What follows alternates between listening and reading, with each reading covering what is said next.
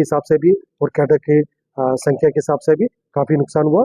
और फिर भी हम मोदी का ताकत को कम आंकलन नहीं कर रहे हैं। हम आगे आने वाले समय में और सावधानी पूर्वक सतर्कता से अभियान संचालित करें ताकि आखिरी जो कैडर तक उनका न्यूट्रलाइज करना और उनका आत्मसमर्पण कराना या अप्रियन करना हमारा एक मकसद रहेगा।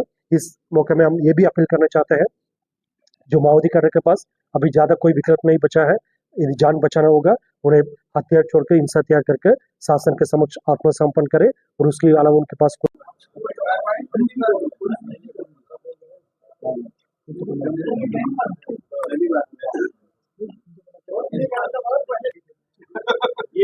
ये रुपेश का है सर, कौन से हथियार है?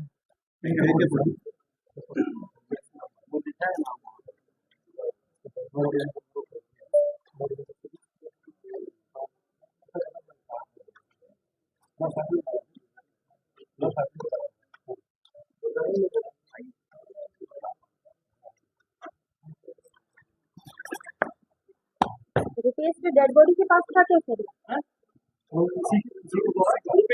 जी जी जिस तरीके से इतना संख्या में मिला है वीडियो बना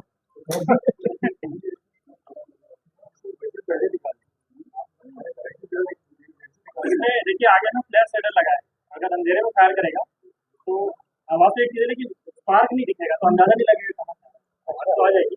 ये कितना खतरनाक है सर, बताएंगे? सुबह बनाने के लिए सबसे खतरनाक है। लेकिन आप ये भी बताना चाहता हूँ, आमतौर पर सब लोग का धारणा ये है AK-47 इंसान से ज्यादा खतरनाक ऐसा नहीं, भरमार गोलबोर भी इतनी खतरनाक है। जैसे यदि कोई गोलबोर से करेगा उसका जो एक साथ वाला 4-5 लोगों के सामने जो हिट कर सकता है, उस हिसाब से गोलबोर भरमार भी इतनी खतरनाक है। ये जितना महाराष्ट्र के सीमावर्ती अबुजमाड़ क्षेत्र में प्रतिबंधित एवं गैर कानूनी सीपी मौत संगठन की उपस्थिति के आसूचना के आधार पर जिला कोंडागांव का, दंतेवाड़ा का और नारायणपुर की टीम शामिल थे। साथ साथ STF और इस इलाका में तैनात BSF एवं ITBP बल द्वारा एक संयुक्त अभियान संचालित किए गए थे। अभियान के दौरान दिनांक 23 सितंबर को शाम को 4 बजे से लेकर लगातार अनेक बार माओवादी एवं सुरक्षा बल के बीच में मुठभेड़ हुई। मुठभेड़ के पश्चात इलाका का सर्चिंग के दौरान 3 वर्दीधारी माओवादियों का डेड बॉडी रिकवर किए गए थे, जिसकी शिनाख्ती अभी DKSFC member Rupesh, DVCM Jagdish और PPCM सरिता के रूप में हुई थे। DKSFC मेंबर रूपेश मूलतः महाराष्ट्र का रहने वाला है और DVCM जगदीश बालाघाट मध्य प्रदेश का। और जिसे इस मुठभेड़ के पश्चात आर्म्स एम्युनिशन में हमें एक AK-47, 2 SLR, 1 इंसास और काफी बड़ी संख्या में कार्बाइन 303 एवं अन्य हथियार बरामद किए गए थे।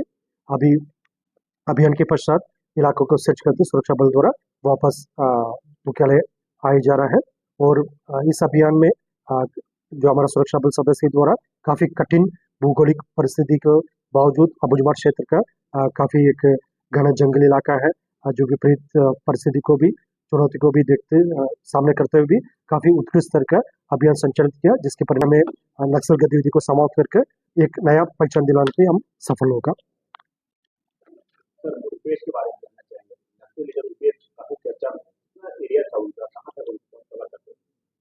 जी सर, अबुजमाड़ की जो पराधी बड़े बड़े मुठभेड़ में जो रिकवर किए गए थे, जो सीनियर माओवादी का डेड बॉडी जो जिसके शिनाख्ती DKSFC रूपेश के रूप में हो रहे थे, ये जो अबुजमाड़ और गढ़चिरौली के सीमावर्ती इलाके में सक्रिय जो कंपनी नंबर 10 का इंचार्ज है और कई मिलिट्री एक्टिविटी को वो संभालते थे। और जैसा पूर्व में भी, जैसा तब कंपनी नंबर 4 में थे, वर्ष 2009 में मदनवाड़ा मुठभेड़ में भी वो शामिल रहा।